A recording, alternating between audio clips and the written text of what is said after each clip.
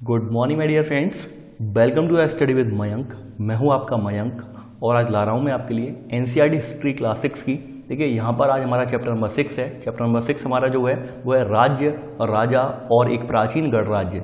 इसके संदर्भ में हमारा चैप्टर है। तो देखिए आप लोगों से मैं बार बार यही कहता हूँ कि आप लोग मेरे साथ अगर नोट्स बना लेंगे, यानी जैसे जैसे वीडियो आते जा रहे हैं नोट्स बनाते जाएंगे आप, तो यकीन मानिए आपका बर्डन भी नहीं पड़ेगा और नोट्स भी बन जाएंगे।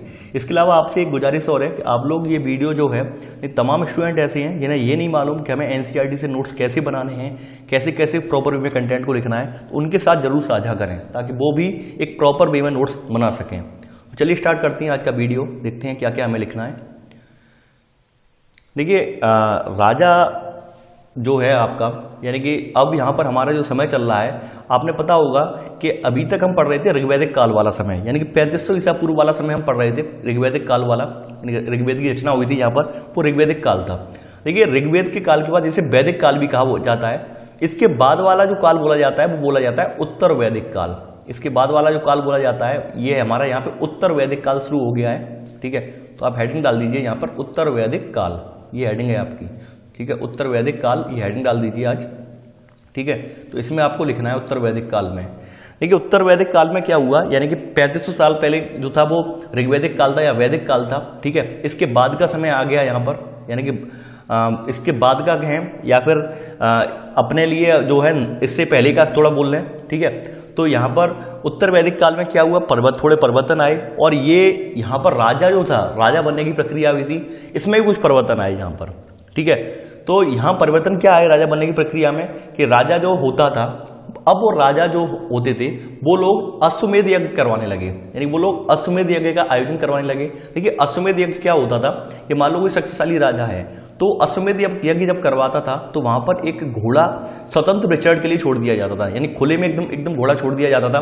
और जो घोड़ा जहां जहां राज्यों से, यानी जहां जहां गांवों से, प्रांतों से निकलता था, अगर वहां के छोटे छोटे राजा उस घोड़े को जाने देते थे तो इसका मतलब ये होता था कि वो जो छोटे राजा हैं वो बड़े राजा के अधीन अपनी अधीनता स्वीकार कर रहे हैं। अगर कोई राजा, मान लो कोई राजा उस अश्वमेध घोड़े को रोक रहा है तो इसका मतलब ये होता था कि वो राजा बड़े राजा का अधीनता स्वीकार नहीं करेगा, वो उससे युद्ध लड़ेगा। ठीक है, तो ये जो इस टाइप की प्रथा थी ये अश्वमेध यज्ञ वाली प्रथा थी। ठीक है, तो अश्वमेध यज्ञ करके कोई भी राजा शक्तिशाली राजा बन जाता था, यानी किसी भी बड़े देश का राजा बन जाता था। ठीक है, इसका मतलब ये होता है अश्वमेध यज्ञ का। ठीक है, अश्वमेध यज्ञ जब होता था तो इसमें राजा का जो स्थान था वो मेन रूप से होता था, वो एक राज सिंहासन पे बैठता था। वहां पर जो है अन्य लोग भी होते थे, उसकी रानियां, पुत्र वगैरह ये भी होते थे, और अन्य जो राजा थे, यानी जो उसकी अधीनता स्वीकार करने आए थे राजा, वो भी बैठते थे। यहाँ सब जो अनुष्ठान वगैरह होते थे ये पुरोहित या ब्राह्मण लोग करवाते थे। ठीक है, इसमें विश्व या वैश्य, यानी कि जो आपके विश्व या वैश्य जन बोले जाते हैं, सामान्य जन, वो बाहर लाते थे। पुरोहित इन्हें शूद्र मानते थे और इन्हें अनुष्ठान में शामिल नहीं करते थे। मेन चीज जो थी यहाँ पर जो यज्ञ में, यानी कि इस यज्ञ में केवल राजा का ही स्थान प्रमुख था, अश्वमेध यज्ञ में। ठीक है, तो अब देखिए, अब आप इसमें लिखेंगे जो आपकी हेडिंग यहाँ पे पड़ी है उत्तर वैदिक काल, इसमें यहाँ पे लिखना है आपको वैसे तो राजा का। देखिए यहाँ पे आपको लिखना है पूरा वैसे, जैसे मैं बताता जा रहा हूँ वैसे लिखना है आपको। देखिए वैसे तो राजा का चुनाव जनों द्वारा होता था। ठीक है, परंतु यानी कि 3500 साल पहले जो हमारा ऋग्वैदिक काल था वहां पर जो चुनाव राजा का होता था वो जनों के द्वारा होता था, यानी कि वैसे तो राजा का चुनाव जनों द्वारा होता था, परंतु 3000 साल पहले ये आपका लिखा है, परंतु 3000 साल पहले राजा बनने की इस प्रक्रिया में कुछ परिवर्तन दिखाई दिए। ठीक है, यानी कि इस पर राजा बनने की प्रक्रिया में, या 3000 साल पहले राजा बनने की प्रक्रिया में कुछ परिवर्तन हुए। अब अश्वमेध यज्ञ, यानी अब क्या था, अब अश्वमेध यज्ञ या अन्य यज्ञों द्वारा लोग राजा के रूप में प्रतिष्ठित हुए, यानी कि अब अश्वमेध यज्ञ करके या अन्य यज्ञ करके लोग राजा के रूप में प्रतिष्ठित हुए। ठीक है, तो आप फिर से मैं रिपीट कर रहा हूं ये लाइन, वैसे तो राजा का चुनाव जनों के द्वारा होता था, यानी ऋग्वैदिक काल में जनों के द्वारा होता था, लेकिन यहां पर उत्तर वैदिक काल शुरू हो गया है। ठीक है, यानी कि उसके बाद का समय स्टार्ट हो गया, यानी 3500 साल, तो 3500 साल पहले की बात हो रही है यहाँ। ठीक है, अब 3000 साल पहले वाला समय हो गया है, तो अब यानी उत्तर वैदिक काल स्टार्ट हो गया है। तो आप यहाँ पे लिखेंगे वैसे तो राजा का चुनाव जनों के द्वारा होता था, परंतु 3000 साल पहले यह व्यवस्था परिवर्तित हुई। अब अश्वमेध या अन्य यज्ञों द्वारा लोग राजा के रूप में प्रतिष्ठित हुए, तो आपका ये उत्तर वैदिक काल वाला ये लाइन यहाँ पे थी, आप पूरी कंप्लीट हो गई। ठीक है, अब आप समझ जाएंगे अश्वमेध का अर्थ समझ जाएंगे, अश्वमेध होता क्या है। ठीक है, प्रोसेस क्या है उसकी, ये सब समझ गए होंगे आप। ठीक है। और अब भी नहीं समझे तो वीडियो पॉज कर लीजिए, पढ़ लीजिए इसे। अब देखिए, अब हम यहां पर अगली जो हमारी हेडिंग है वो है हमारी हेडिंग वर्ड व्यवस्था, यानी अगली हेडिंग जो हमारी डालेंगे ये है हमारी वर्ड व्यवस्था। ये आपकी हेडिंग है अगली, ठीक है। ये आप हेडिंग डाल दीजिए वर्ड व्यवस्था। जैसा कि आप सभी को पता है कि आज हमारे समाज में 4 रूप से यानी कि 4 कैटेगरी में डिवाइड किया गया है। ये कैटेगरी जो है आज से डिवाइड नहीं है, आज से 3000 साल पहले ही डिवाइड कर दी गई थी, ठीक है। तो वर्ण व्यवस्था क्या था? देखिए, जो वर्ण व्यवस्था थी तो इसमें पुरोहितों ने लोगों को 4 भागों में विभाजित किया था, जिन्हें वर्ण कहते हैं। तो आप वर्ण व्यवस्था हेडिंग डाल दी, तो वर्ण व्यवस्था में आपको लिखना है कि पुरोहितों ने लोगों को 4 वर्गों में विभक्त किया था, ठीक है। अब इनमें पहला वर्ड कौन सा था, यानी कि इसमें पहला पॉइंट डालेंगे, पहला वर्ड था इसमें ब्राह्मण, ठीक है। पहला वर्ड था इसमें कौन सा, पहला पॉइंट डालेंगे ब्राह्मण। देखिए, ब्राह्मणों का कार्य क्या था?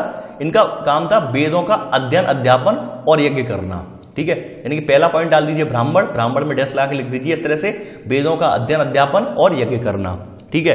सेकंड आ गया स्थान क्षत्रिय, यानी सेकंड पॉइंट आपका जो है वो है क्षत्रिय। क्षत्रिय का कार्य क्या था? इनका काम था युद्ध करना, ठीक है, और लोगों की रक्षा करना, ठीक है। क्षत्रिय में लिख दीजिए युद्ध करना और लोगों की रक्षा करना। थर्ड था आपका विश्व या वैश्य। विश्व या वैश्य में क्या था? ठीक है, इसमें कृषक, पशुपालक और व्यापारी आते थे, ठीक है। कृषक, पशुपालक और व्यापारी आते थे, ठीक है। तो आपने लिख दिया विश्व या वैश्य में। और चौथा है यहाँ पे, यानी चौथा है अंतिम स्थान है जो है शूद्रों का है, चौथा है शूद्र। शूद्रों का काम क्या था? इनका काम था अन्य तीनों वर्णों की सेवा करना था। तो आई होप आपने चारों के चारों पॉइंट लिख दिए होंगे, ब्राह्मण, क्षत्रिय, विश्व या वैश्य और शूद्र, ये चारों पॉइंट आपने लिख दिए होंगे। अब चलिए, अब इसके बाद नोट करके, यानी इसके नीचे नोट करके कुछ जो पॉइंट हैं वो मैं लिखवाऊंगा, नोट 1, नोट 1, 2 करके, ठीक है। नोट 1 अभी लिखेंगे, इसमें नोट 1 लिखेंगे। देखिए, नोट 1 में आप लिखेंगे क्षत्रिय और वैश्य दोनों को ही यज्ञ करने का अधिकार प्राप्त था। क्षत्रिय और वैश्य दोनों को ही यज्ञ करने का अधिकार प्राप्त था, परंतु शूद्रों को, यानी कि परंतु शूद्रों को किसी भी अनुष्ठान की अनुमति नहीं थी। इसमें महिलाओं को भी शूद्रों के समान समझा गया था और महिलाओं को भी अनुमति नहीं थी, ठीक है। परंतु शूद्रों को यानी कि शूद्रों को कोई अनुष्ठान करने की अनुमति नहीं थी, ठीक है, शूद्रों और महिलाओं को। तो आप पहला पॉइंट आप लिखेंगे क्षत्रिय एवं वैश्य दोनों को यज्ञ करने का अधिकार प्राप्त था, परंतु शूद्रों को किसी अनुष्ठान की अनुमति नहीं थी।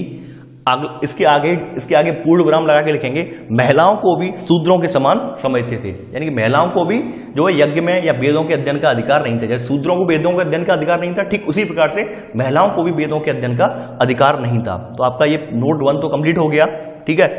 अब यहाँ पे सेकेंड जो है नोट वो आप लिखेंगे, सेकेंड नोट है वो आप लिखेंगे। देखिए, जो वर्ण व्यवस्था थी, यानी सेकेंड नोट 2 में आप लिखेंगे, नोट 2 में, ठीक है। नोट 2 आपका है ये।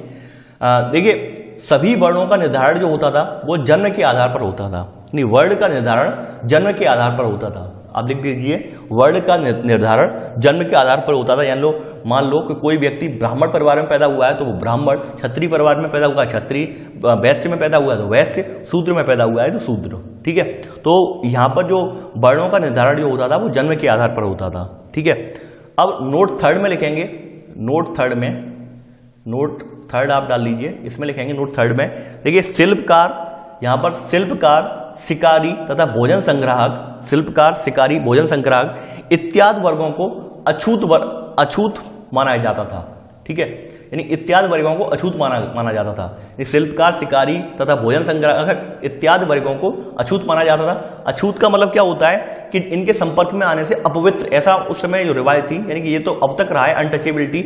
और इसके संदर्भ में संविधान में आर्टिकल भी बनाया गया है, आर्टिकल 17 बनाया गया है। छुआछूत का अंत करने के लिए संविधान में आर्टिकल 17 बनाया गया है इसी के संदर्भ में, ठीक है। ये अनटचेबिलिटी को ही एंड करने के लिए आर्टिकल ये बनाया गया है और कठोर दंड का भी प्रावधान है इसके तहत, ठीक है। अब आप समझ लीजिए, यानी कि आज के संविधान में ये प्रावधान बनाया गया है, अगर कोई व्यक्ति इस तरह का व्यवहार कर रहा है, यानी छुआछूत का व्यवहार कर रहा है, तो उसे आर्टिकल 70 के तहत दंड दिया जाएगा, ठीक है। ये दंडनीय अपराध में आएगा, ठीक है।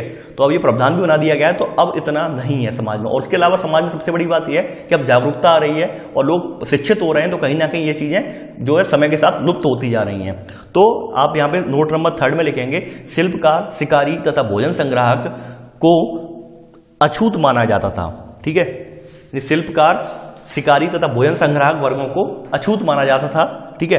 अब चौथा नोट लिखेंगे, नोट नंबर 4, नोट नंबर 4 है आपका, इसमें आप लिखेंगे, देखिए यहां पर अगला नोट है नोट नंबर 4।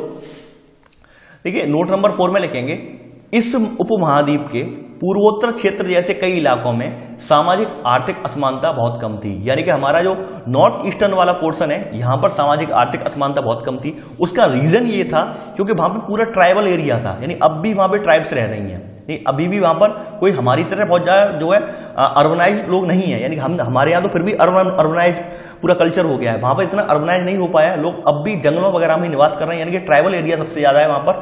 तो इस वजह से वहां पर कोई असमानता इतनी नहीं थी, यानी वहां पर इतना ब्राह्मणवाद या फिर ये क्षत्रियवाद हो ऐसा कुछ नहीं था उस समय सिस्टम वहां पर, ठीक है।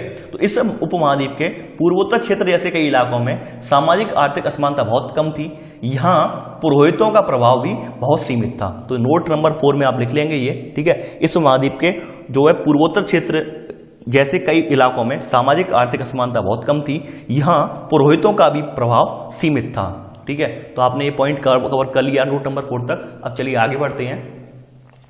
अब देखिए, अब यहां पर अगली हेडिंग है आपकी जनपद, ठीक है। अगली हेडिंग आप डाल देंगे जनपद।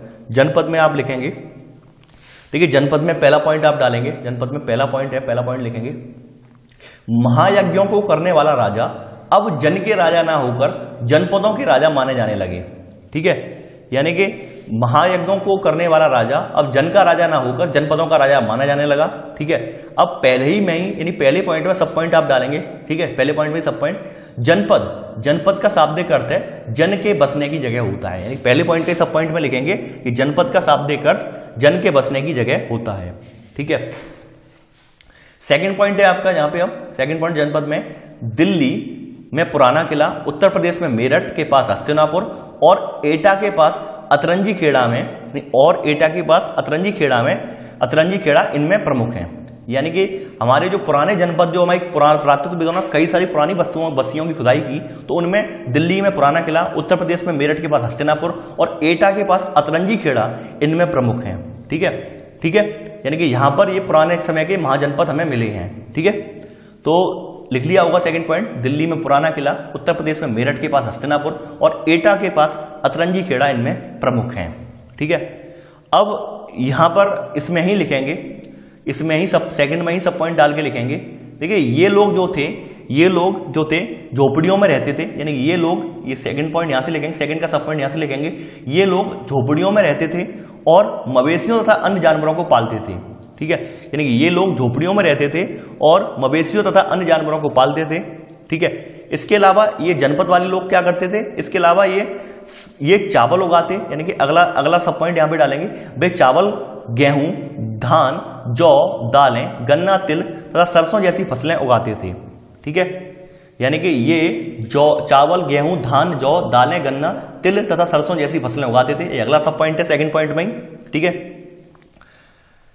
अब देखिए यहां पे थर्ड पॉइंट डालेंगे, यानी जनपदों की जो खुदाई हुई है, हमारे जो पुराने जनपदों की खुदाई हुई है, तो यहां पर कुछ बर्तन भी मिले हैं पुराने जनपदों की जो खुदाई हुई है, जैसे कि आपका दिल्ली में पुराना किला है, मेरठ में हस्तिनापुर है, मेरठ के पास हस्तिनापुर में और एटा के पास अतरंजी खेड़ा में जो पुराने स्थल है, यहाँ पे पुराना जनपद है, इनकी खुदाई हुई है, तो यहाँ पे कुछ पुरानी चीजें भी मिली हैं। तो आप लिखेंगे थर्ड पॉइंट, खुदाई में धूसर रंग का, खुदाई में धूसर रंग का, धूसर और कुछ लाल रंग, यानी धूसर, खुदाई में धूसर एवं लाल रंग के चित्रित धूसर पात्र मिले हैं, चित्रित धूसर पात्र मिले हैं, यानी खुदाई में धूसर और कुछ लाल रंग के चित्रित धूसर पात्र मिले हैं, ठीक है।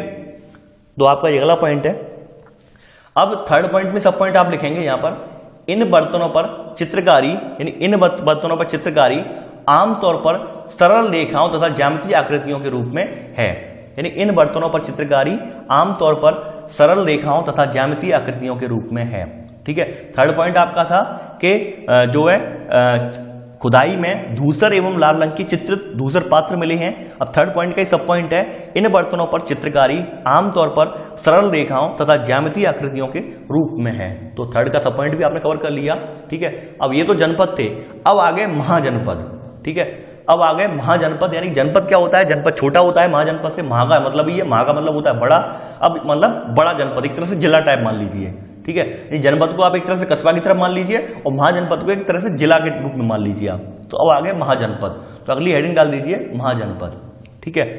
तो महाजनपदों में पहला पॉइंट आप डालेंगे, करीब 2500 साल पहले कुछ जनपद अधिक महत्वपूर्ण हो गए, ठीक है, इन्हें महाजनपद कहा जाने लगा। नहीं, करीब 2500 साल पहले कुछ जनपद अधिक महत्वपूर्ण हो गए, इन्हें महाजनपद कहा जाने लगा। देखिए मैं आपको यहाँ पे एक पॉइंट बता देना चाहूंगा। यहाँ पर मैंने जब ये चैप्टर कवर कर रहा था तो मैंने लास्ट में जो कुछ महत्वपूर्ण तिथियों वाला पोर्शन आता है तो वहां पर देखा था कि वहां पर इन लोगों ने यानी कि एनसीईआरटी वालों ने ये इन्फॉर्मेशन गलत कर दी है।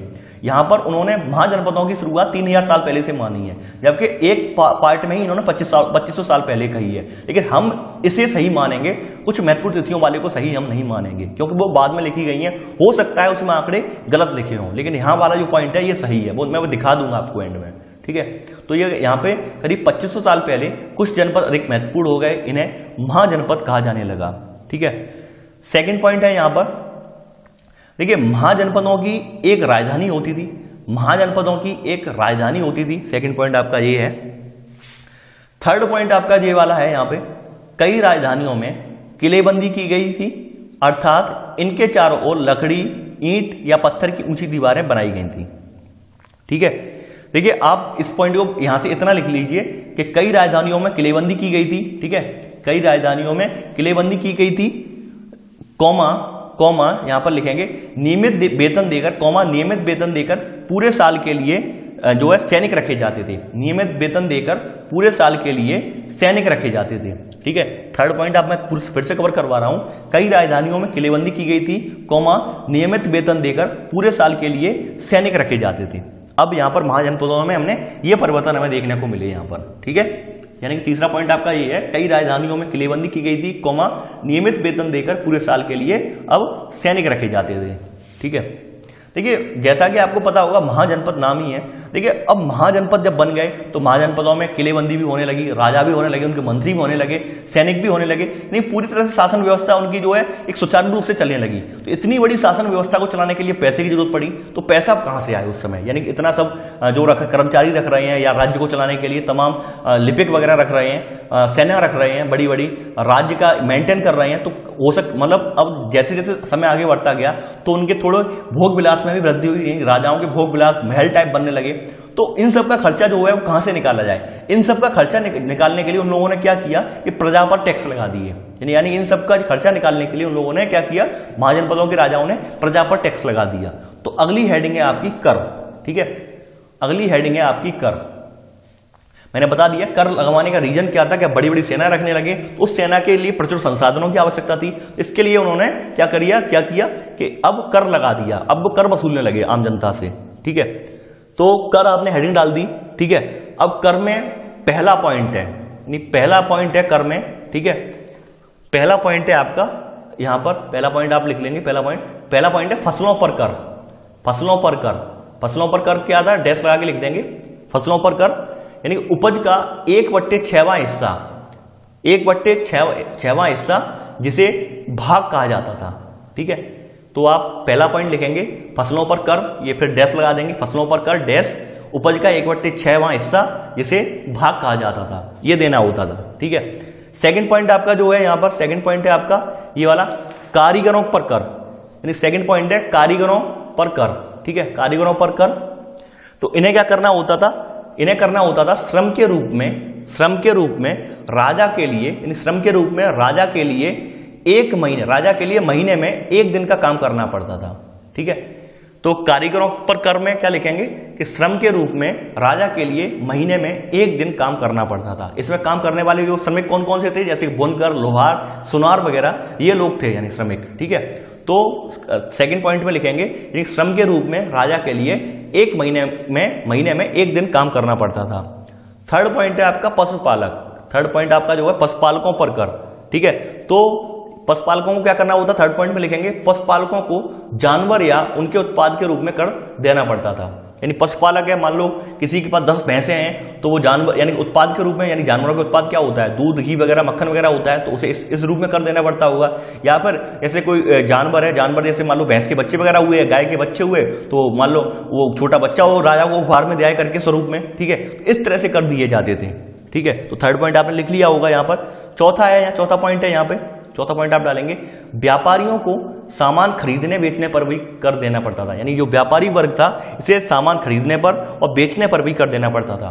पांचवा पॉइंट है यहाँ पे, ठीक है, आखेटकों और संग्राहकों को जंगल से प्राप्त वस्तुएं देनी होती थी। यानी आखेटक और संग्राहक का काम क्या होता है? आखेटक का मतलब होता है शिकार करने वाले, और संग्राहक का मतलब क्या होता है? एक तरह से वो खाना बदोश लोग होते हैं, एक स्थान से दूसरे स्थान तक घूमते रहते हैं, और उनका मेन ही उद्देश्य ये होता है कि हमें कैसे भी कैसे करके अपना पेट पालना है, यानी हमें अपनी भूख शांत करनी है। तो इस टाइप के जो लोग थे उन्हें क्या करना होता था, यानी खाद्य संग्राहक टाइप लोग थे, ये जंगल से प्राप्त वस्तुएं देनी होती, जैसे शहद वगैरह है, कीमती लकड़ी वगैरह है, कुछ औषधि पेड़ वगैरह हैं, औषधियां वगैरह हैं, तो ये उन्हें राजा को देनी होती थी कर के रूप में। ठीक है, तो आपने 5 पॉइंट थे इसमें, कर में 5 करके 5 पॉइंट थे, वो आपने नोट कर लिए।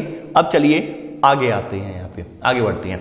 अब अगली हेडिंग है यहाँ पर कृषि में परिवर्तन, यानी उत्तर वैदिक काल की जो कृषि है, अब इसमें परिवर्तन देखने को मिले।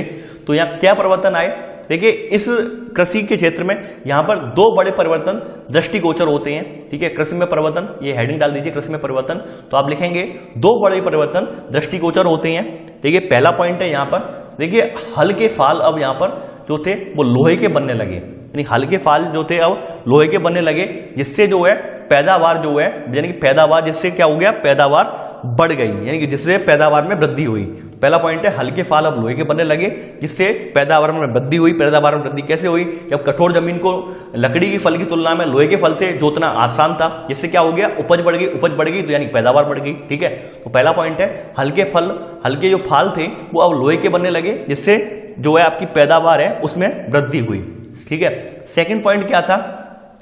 सेकंड पॉइंट यहां पर यह है कि अब धान का रोपण होने लगा, यानी धान का रोपण होने लगा। ठीक है, धान का रोपण होने लगा। अब ब्रैकेट में एक चीज लिखेंगे, धान का रोपण होने लगा, ब्रैकेट में एक चीज लिखेंगे, बीज की जगह छोटे पौधों का रोपण। ठीक है, यानी अब यहां पर जो लोग थे वो बीज की जगह छोटे पौधों का रोपण करते थे, यानी बीज की जगह छोटे पौधों का रोपण करते थे। ठीक है, ये आप ब्रैकेट में लिख दीजिए। ठीक है, बीज की जगह छोटे पौधों का रोपण करने का फायदा ये होता है कि पौधे जो होते हैं वो एकदम उगाते हैं, जबकि बीज क्या होता है, बीजों को पक्षी भी खा जाते हैं। बीज ज्यादा अंदर जमीन के अंदर चला जाएगा तो नहीं उपजेगा, ज्यादा पानी लग जाएगा तो सड़ जाएगा, काफी सारी उसमें कमियां होती हैं बीज को रोपने में। इसलिए अब ये लोग क्या करते थे, इन लोगों ने धान का रोपण शुरू कर दिया, साथ ही साथ ब्रैकेट में बीज की जगह ये लोग छोटे पौधों का रोपण भी इन्होंने स्टार्ट कर दिया, यानी छोटे पौधों का रोपण करते थे। ठीक है, तो सेकंड पॉइंट आपने लिख लिया होगा आपने, आई होप। तो अब आगे बढ़ते हैं। अब देखिए, हमने महाजनपदों की बात चल रही थी हमारी, यानी 2500 साल पहले महाजनपदों का उदय हुआ।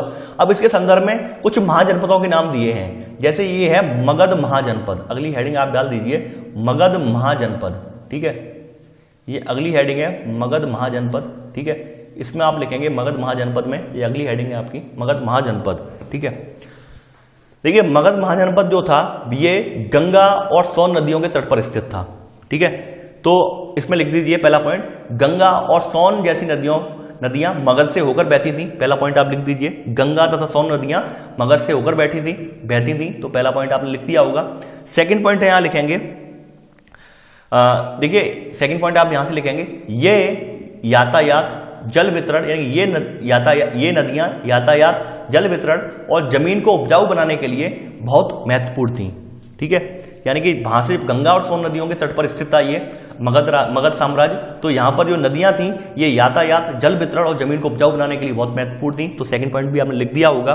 ठीक है, थर्ड पॉइंट है आपका, थर्ड पॉइंट है यहां पर ये है कि मगध का एक हिस्सा जंगलों से, यानी मगध का एक हिस्सा जंगलों से भरा था। इन जंगलों में रहने वाले हाथियों को पकड़कर उन्हें प्रशिक्षित कर सेना के काम में लगाया जाता था। यानी मगध का एक हिस्सा क्या था, जब वहां पर 2-2 नदियां बह रही होंगी तो ऑब्वियस सी बात है कि वहां पे जंगल भी बहुत अच्छे खासे होंगे, तो उन जंगलों में हाथी होते थे। तो उन हाथियों का क्या किया जाता था, उन हाथियों को पकड़कर उन्हें ट्रेनिंग देकर उन्हें सेना के काम में लगा लिया जाता था। ठीक है, तो थर्ड पॉइंट आपने लिख लिया होगा ये वाला।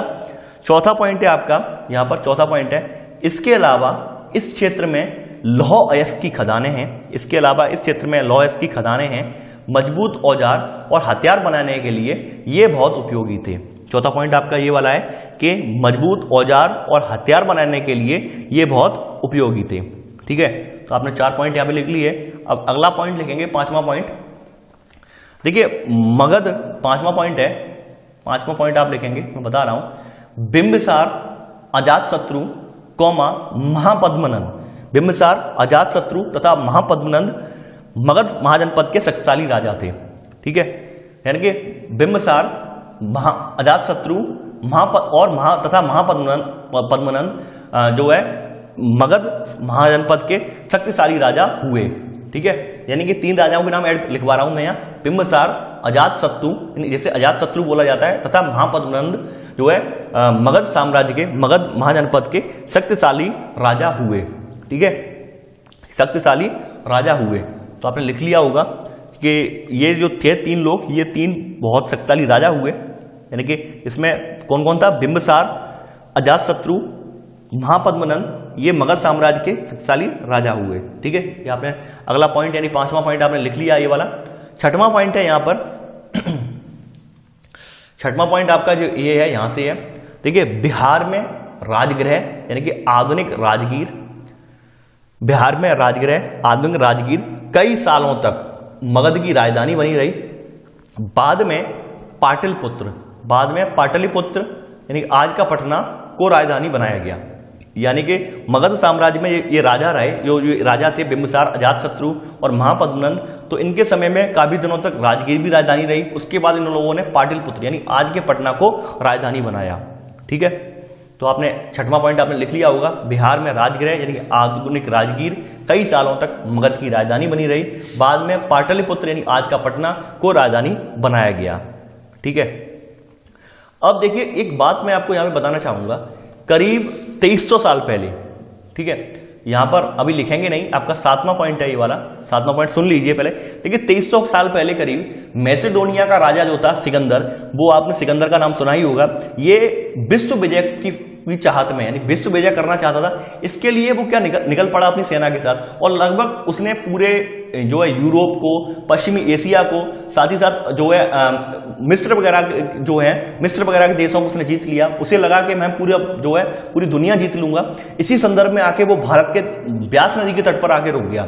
लेकिन उसकी सेना ने ये सुन रखा था कि भारत के जो राजा हैं इनके पास बहुत बड़ी विशाल जमीनी सेना होती है, जिसमें हजारों लाखों हाथियों और घोड़ों की संख्या में ये लोग सैनिकों जो इस पर सवार होती हैं, तो उनसे लड़ना नामुमकिन है। तो ये सोचकर उसके सैनिक बहुत ज्यादा भयभीत थे। तो इसी के साथ ये जो मैसेडोनिया का राजा सिकंदर था, ये अपने भारत में ब्यास नदी के किनारे से ही वापस हो गया था। यानी ये यहां पर आगे लड़ा नहीं था। काफी लोगों को भ्रम है, यानी काफी लोग जो है भ्रमितवश ये कह देती हैं कि हमारी सेना ने मैसेडोनिया के राजा सिकंदर की सेना को हराया। ये नहीं, हराया नहीं था, वो वापस हो गया था। ठीक है, क्योंकि वो वापस होने का रीजन ये था, उसके सैनिकों में कहीं ना कहीं एक भय व्याप्त हो गया था कि भारत की सेना, भारत के जो शासक हैं, इनकी सेना जो है पैदल, रथ और हाथियों की जो सेना है बहुत बड़ी है। तो ये इस भय के कारण उसकी सेना का मनोबल टूटा, और यही सब चीजें थी उसे वापस लौटने को इन्होंने मजबूर कर दिया। ठीक है, तो यहां पर आप 7वां पॉइंट लिखेंगे, 2300 साल पहले, ठीक है, 2300 साल पहले मैसेडोनिया, 2300 साल पहले मैसेडोनिया का राजा सिकंदर जो है, सिकंदर ने 2300 साल पहले मैसेडोनिया के राजा सिकंदर ने मगध की ओर कूच करना चाहा, परंतु सैनिकों के इनकार के कारण उसे ब्यास नदी से लौट जाना पड़ा। ठीक है, तो आप लिख लीजिए कि 2300 साल पहले मैसेडोनिया का राजा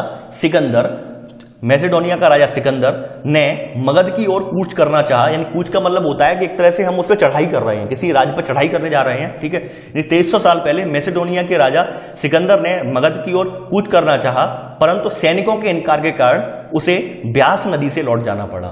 ठीक है, उसे जो है ब्यास नदी से लौट जाना पड़ा। तो आपका 7वां पॉइंट यहां पे कंप्लीट हो गया इस तरह से।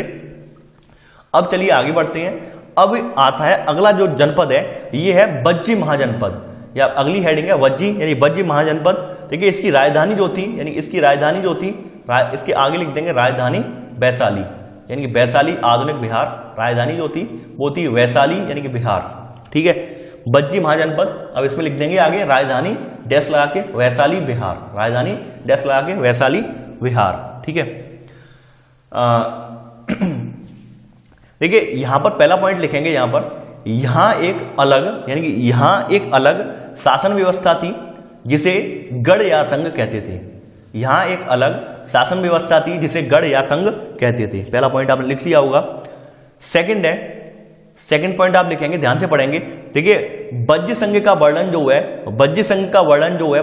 वर्णन दीघ निकाय यानी कि वज्र संघ का वर्णन दीघ निकाय एक प्रसिद्ध बौद्ध ग्रंथ में मिलता है, यानी एक प्रसिद्ध बौद्ध ग्रंथ में मिलता है। यानी कि जो वज्र संघ है, वज्र संघ का वर्णन दीघ निकाय एक प्रसिद्ध बौद्ध ग्रंथ में मिलता है। यानी दीघ निकाय एक बहुत प्रसिद्ध बौद्ध ग्रंथ है, इसमें इस वज्र संघ का जो है वर्णन मिलता है। ठीक है, तो सेकंड पॉइंट लिख लीजिए, वज्र संघ का वर्णन दीघ निकाय कौमा एक प्रसिद्ध बौद्ध ग्रंथ है, इसमें मिलता है। ठीक है, अब थर्ड पॉइंट यहां लिखेंगे। देखिए थर्ड पॉइंट यहां पे लिखेंगे, थर्ड पॉइंट आपका जो है, गढ़ या संघ में कई शासक होते थे, यानी गढ़ या संघ में कई शासक होते थे। कभी कभी लोग एक साथ शासन करते थे, जिनमें से प्रत्येक व्यक्ति राजा कहलाता था।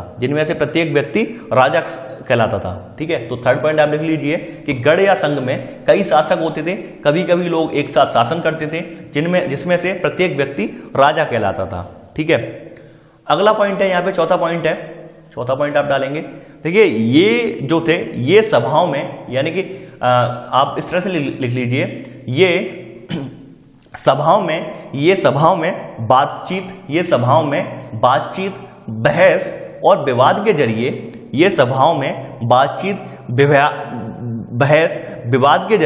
योजना बनाते थे। ठीक है, यानी कि ये सभाओं में बातचीत, बहस और विवाद के जरिए, यानी कि इसमें लिखा है क्या करना है, क्या किस तरह करना है, यानी कि एक तरह से योजना बनाते थे। यानी कि ये सभाओं में बातचीत, बहस और विवाद के जरिए योजना बनाते थे।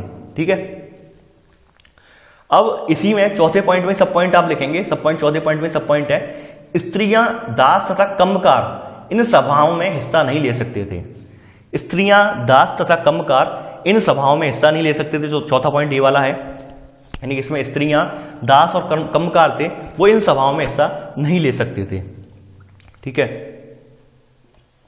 अब पांचवा पॉइंट है यहां पर, देखिए बुद्ध और महावीर। देखिए बुद्ध तथा महावीर दोनों ही गढ़ या संघ से संबंधित थे। अगला पॉइंट है पांचवा कि बुद्ध तथा महावीर दोनों ही गढ़ या संघ से संबंधित थे। ठीक है, छठवां पॉइंट है यहां पर, छठवां पॉइंट है, देखिए छठवां पॉइंट है अजात शत्रु, जिसे अजात शत्रु के नाम से भी जाना जाता है। इसके संदर्भ में आप छठवां पॉइंट लिखेंगे, अजात शत्रु जो था वो कहां का राजा था, अभी आपने पढ़ा है, मगध का राजा था ये, यानी मगध महाजनपद का राजा था, मगध का राजा था अजात शत्रु, मगध का राजा था, ये मगध का राजा था अजात शत्रु। तो आप लिख लीजिए अजात शत्रु, ब्रैकेट में लिख लीजिए मगध का राजा। ठीक है, अजात शत्रु यानी कि ब्रैकेट में मगध का राजा ने वज्र संघ पर आक्रमण करना, यानी वज्र संघ पर आक्रमण करने हेतु अपने मंत्री वत्स्यकार को बुद्ध के पास सलाह के लिए भेजा था। यानी कि जो अजात शत्रु था, मगध का राजा था, वो वज्र संघ पर आक्रमण करना चाहता था, इसके लिए उसने सलाह लेने के लिए अपने मंत्री वत्स्यकार को बुद्ध के पास सलाह के लिए भेजा था। ठीक है, तो छठवां पॉइंट लिखेंगे, वज्र यानी कि अजात शत्रु ब्रैकेट में मगध का राजा, ठीक है ब्रैकेट बंद, जो है वज्र संघ पर आक्रमण हेतु अपने मंत्री, इसने वज्र संघ पर आक्रमण हेतु अपने मंत्री वत्स्यकार इसका मंत्री है, को बुद्ध के पास सलाह के लिए भेजा था। ठीक है, तो आपने छठवां पॉइंट भी लिख लिया होगा। अब चलिए आगे बढ़ते हैं इसमें।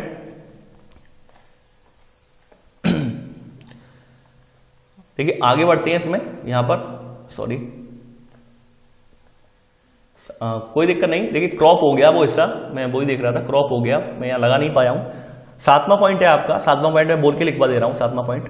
ठीक है, देखिए कई शक्तिशाली राजा जो थे वो संघ को जीतना चाहते थे, यानी कई शक्तिशाली राजा संघ को जीतना चाहते थे, लेकिन 1500 साल पहले तक, यानी आज से 1500 साल पहले तक जो था संघ का राज्य चलता रहा। अंत में यहां पर यानी अंत में गुप्त शासकों ने, जो गुप्त शासक थे, गुप्त शासकों ने इसे जीतकर इसे अपने राज्य में मिला लिया। ठीक है, गुप्त शासकों ने इसे जीतकर अपने राज्य में इसे मिला लिया। तो आप लिख लीजिए कि कई शक्तिशाली राजा संघ को जीतना चाहते थे, परंतु 1500 साल पहले तक संघ का राज्य चलता रहा। अंत में गुप्त शासकों ने इसे जीतकर अपने राज्य में मिला लिया। तो सातवां पॉइंट आपका कवर हो जाएगा पूरा कि कई शक्तिशाली राजा संघ को जीतना चाहते थे, परंतु 1500 साल पहले तक संघ का राज्य चलता रहा। अंत में गुप्त शासकों ने इसे जीतकर अपने राज्य में मिला लिया। ठीक है, तो आपका ये वज्जी वाला था जो पोर्शन, वज्जी संघ वाला, ये कवर हो गया। अब थोड़ा आगे बढ़ते हैं। देखिए इसमें जिक्र कर दिया है यूनान और एथेंस का जिक्र कर दिया है, यूनान और एथेंस का जिक्र कर दिया है। देखिए अभी दोनों फिलहाल में दोनों यूरोपियन कंट्री हैं ये, ठीक है, और आपका जो भूमध्य सागर है इसके ऊपर पड़ते हैं ये, ठीक है।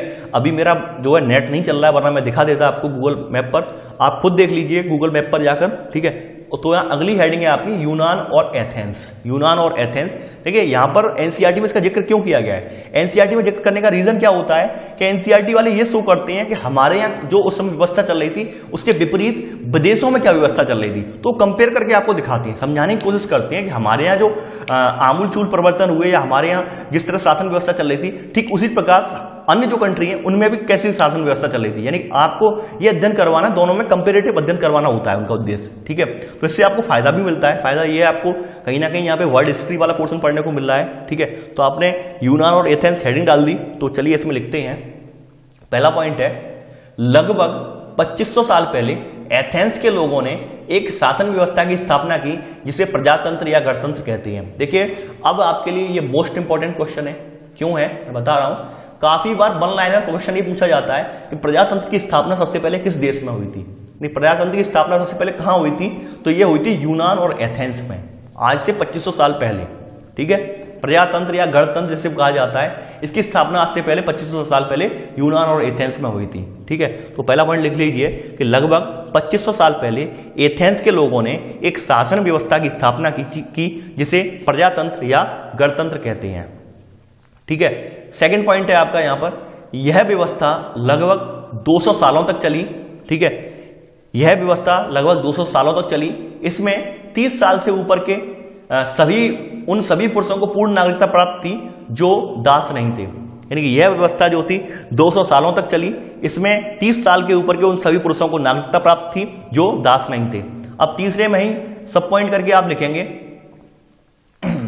तीसरे में ही यहां पर सब पॉइंट करके यहां पर लिखेंगे, हाँ तीसरे में ही सब पॉइंट आप लिखेंगे यहां पर, तीसरी पॉइंट में ही औरतों को नागरिक का दर्जा नहीं मिलता था। यानी कि यहां पर भी एक तरह से पितृसत्तात्मक रही है, यानी यहां पर भी व्यवस्था जो रही है वो पितृसत्तात्मक व्यवस्था रही है। यहां पर भी औरतों को दर्जा नहीं दिया गया था। तो यहां थर्ड में ही सब पॉइंट करके लिखेंगे, यानी सेकंड पॉइंट में सब पॉइंट करके लिखेंगे कि औरतों को नागरिक का दर्जा नहीं मिलता था। सेकंड पॉइंट में ही सब पॉइंट है आपका, औरतों को नागरिक का दर्जा नहीं मिलता था, ठीक है। थर्ड पॉइंट है